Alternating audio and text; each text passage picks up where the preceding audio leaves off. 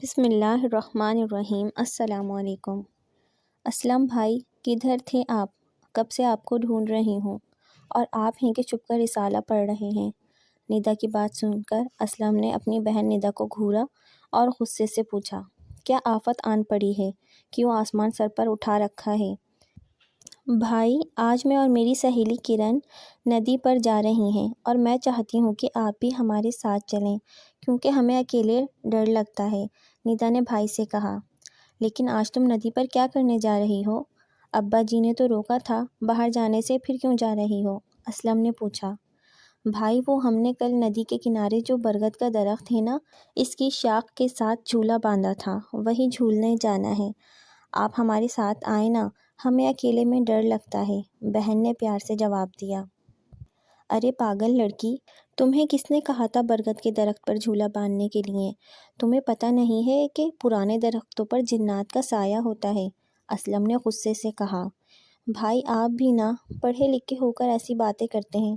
بھائی، ایسا کچھ نہیں ہوتا، یہ بس لوگوں کی اپنی گھڑی ہوئی باتیں ہیں، ندا نے بھائی کو سمجھایا۔ ندا، تم کیوں پاگلوں جیسی باتیں کر رہی ہو؟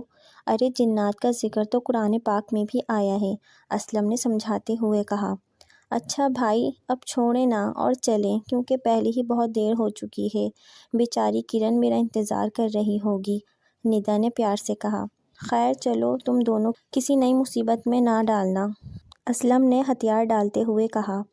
خوشحال پور گاؤں اپنی مثال آپ تھا، سرسبز لہراتے کھیت گاؤں کو اور بھی خوبصورتی بخشتے تھے۔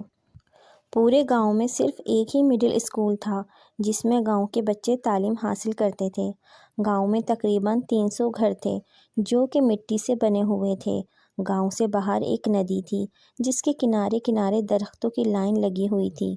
گاؤں کے زیادہ تر لوگ کھیتی باڑی کیا کرتے تھے، اس لیے صبح سویرے اپنے اپنے گھروں سے کھیتوں میں کام کے لیے نکل جاتے تھے۔ کچھ نوجوان محنت مزدوری کے لیے شہر نکل جاتے، اس لیے گاؤں میں اکا دکا ہی لڑکے بچ جاتے تھے، اس لیے لڑکیاں بھی بغیر کسی رکاوٹ کے ایک دوسرے کے گھر آ جا سکتی تھیں۔ گاؤں میں امن اور خوشحالی کا بسیرا تھا۔ اسی گاؤں میں اسلم کا خاندان بھی رہتا تھا۔ اسلم شہر میں سرکاری نوکری کرتا تھا۔ ان دنوں وہ چھٹیوں پر آیا ہوا تھا اور اس کے گھر والے چاہتے تھے کہ اس مرتبہ اس کی شادی کر دیں، اس کے لیے وہ لڑکی ڈھونڈ رہے تھے، اور آج اسلم اپنی بہن ندا اور اس کی دوست کرن کے ساتھ ندی پر آیا ہوا تھا۔ اسلم ندی کے کنارے بیٹھا ہوا تھا اور لڑکیاں جھولا جھول رہی تھیں، اور اسلم کی نگاہیں بار بار بھٹک کر کرن کے سراپے پر پڑ رہی تھیں۔ کرن بہت ہی خوبصورت اور خوب سیرت لڑکی تھی۔ گول مٹول سفید چہرہ، بڑی بڑی آنکھیں، باریک یاقوتی ہونٹ، سیدھی ناک، دراز قد، متناسب سراپا، کمر تک آتے گہرے ناگن جیسے بال اس کی شخصیت کو چار چاند لگا رہے تھے۔ ایک آوارہ لٹ ہر وقت اس کے چہرے کا طواف کرتی رہتی تھی۔ اسلم بچپن سے ہی کرن کو پسند کرتا تھا اور کرن بھی اس سے ناواقف نہیں تھی، لیکن وہ جان بوجھ کر انجان بنی رہتی تھی۔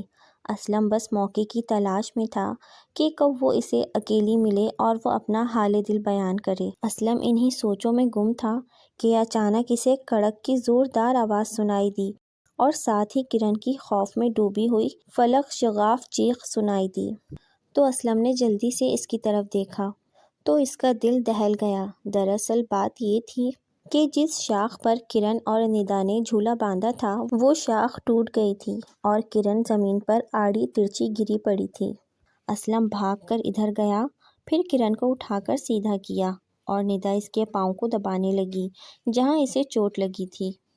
ابھی وہ اسی عمل میں مصروف تھے کہ اسلم پر کسی مائع کے قطرے گرے، تو اسلم نے غور سے دیکھا تو وہ خون تھا۔ اسلم حیران و پریشان خون کو خوف سے دیکھنے لگا کہ پھر اچانک اسے بلی کی ایک کرخت غراہٹ سنائی دی۔ وہ دونوں لڑکیاں ڈر گئیں۔ اسلم نے اوپر دیکھا تو اسے برگد کے جھنڈ میں دو چمکتی ہوئی انگارہ آنکھیں نظر آئیں۔ اس نے غور سے دیکھا تو اسے پتہ چلا کہ وہ ایک قوی الجسامت سیاہ بلی ہے جو کہ ان کی طرف خون خوار نظروں سے دیکھ رہی تھی۔ اسلم نے دیکھا کہ خون اسی بلی کے منہ سے آ رہا ہے۔ ایسا محسوس ہوتا تھا کہ وہ ابھی ابھی کسی کا خون پی کر آئی ہو۔ اسلم نے جلدی سے لڑکیوں کو ساتھ لیا اور گھر کی جانب چل پڑا۔ گھر پہنچ کر تینوں نے منہ ہاتھ دھوئے اور کھانا کھانے بیٹھ گئے۔ اسلم نے کرن کو تسلی دی اور اس کے پاؤں پر پٹی باندھی اور سمجھایا کہ گھر جا کر بتانا نہیں ورنہ خالہ ڈانٹیں گی، اور ندا کرن کو گھر چھوڑنے چلی گئی اور اسلم ظہر کی نماز کے لیے اٹھ کھڑا ہوا۔ رات کے تقریباً 12 بجے تھے اور ہر طرف ہو کا عالم تھا۔ خوفناک سناٹے کے ساتھ ساتھ پورے گاؤں پر موت کی خاموشی چھائی ہوئی تھی۔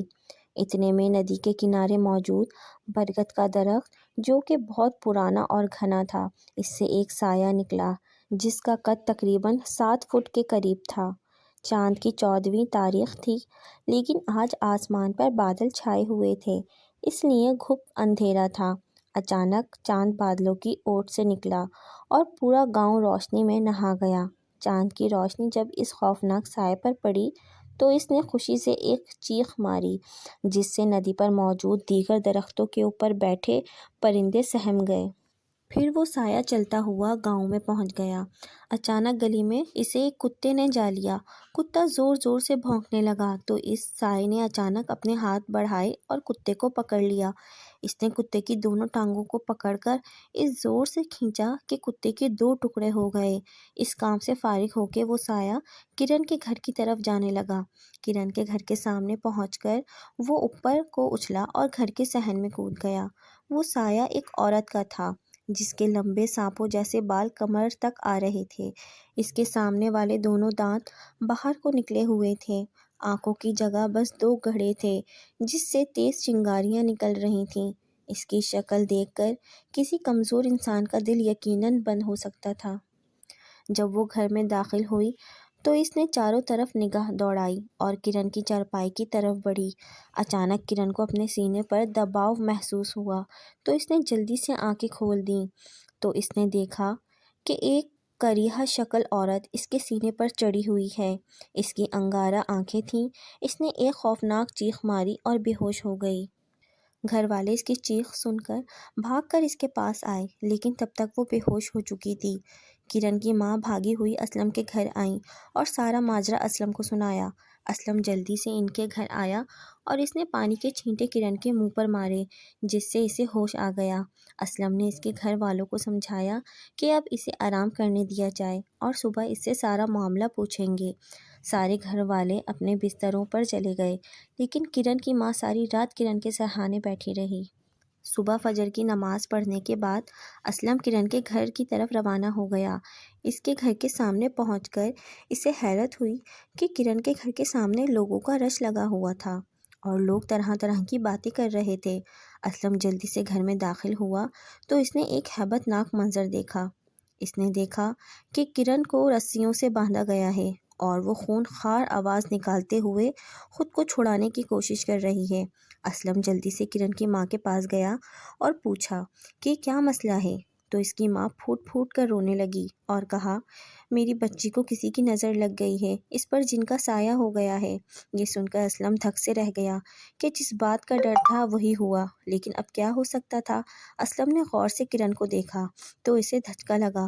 کرن کی آنکھیں سرخ انگارہ ہو رہی تھیں، اس کے بال بکھرے ہوئے تھے، گلے سے بلی سے مشابہ آوازیں نکال رہی تھی۔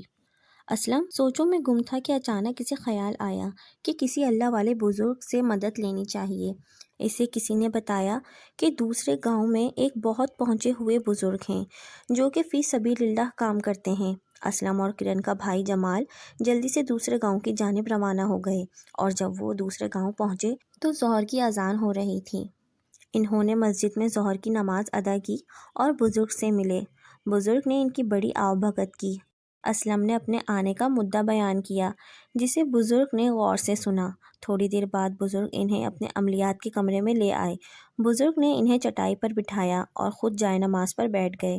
تھوڑی دیر تک آنکھیں بند کر کے منہ ہی منہ میں کچھ پڑھتے رہے، اور جیسے انہوں نے آنکھیں کھولیں تو ان کی آنکھیں سرخ ہو رہی تھیں۔ انہوں نے کہا، یہ سب کیا دھرا اس بدروح کا ہے۔ جو کہ اس درخت پر قبضہ آور تھی۔ ان لڑکیوں نے اس کے آرام میں خلل ڈالا اور وہ ان کی دشمن ہو گئی۔ ایک لڑکی کو تو وہ شکار بنا گئی، لیکن دوسری لڑکی کے گلے میں تعویذ تھا، اس لیے وہ بچ گئی۔ اب ہمیں جلدی سے وہاں جانا چاہیے تاکہ میں اپنا کام کر سکوں۔ وہ دونوں بزرگ کو لے کر گھر پہنچے اور بزرگ نے لڑکی کو کمرے میں بند کر دیا اور گھر والوں سے کہہ دیا کہ جب تک میں نہ کہوں دروازہ مت کھولنا، اور خود بھی کمرے میں رہ گئے۔ کمرے میں پہنچ کر انہوں نے قرآنی آیات پڑھتے ہوئے لڑکی کا ہاتھ پکڑ کر اس کی چھوٹی انگلی پکڑ لی اور مزید زور زور سے قرآنی آیات پڑھنے لگے۔ چند منٹ ہی گزرے تھے کہ لڑکی چیخنے چلانے لگی، لیکن بزرگ نے اس کی انگلی نہ چھوڑی تو وہ منت سماجت کرنے لگی کہ آئندہ میں انہیں تنگ نہیں کروں گی۔ پھر بزرگ نے اس سے وعدہ لے کر اس کی انگلی چھوڑ دی تو کرن کی ناک اور کان سے کالا کالا دھواں نکلنا شروع ہو گیا، اور تھوڑی دیر بعد دھواں ایک خوفناک عورت کا روپ دھار گیا اور پھر غائب ہو گیا۔ کرن بے ہوش ہو گئی تھی۔ بزرگ نے کہا کہ اب اسے کچھ نہیں ہوگا اور آئندہ اسے برگد کے درخت کے قریب بھی نہ جانے دیا جائے۔ پھر بزرگ نے ایک تعویذ دیا کہ کرن کے گلے میں ڈال دیں، اور یہ تعویذ اس کے گلے سے اترنا نہیں چاہیے۔ تھوڑے دنوں بعد میں کرن تندرست ہو گئی اور پھر اس کی اسلم کے ساتھ شادی ہو گئی اور سب ہنسی خوشی رہنے لگے۔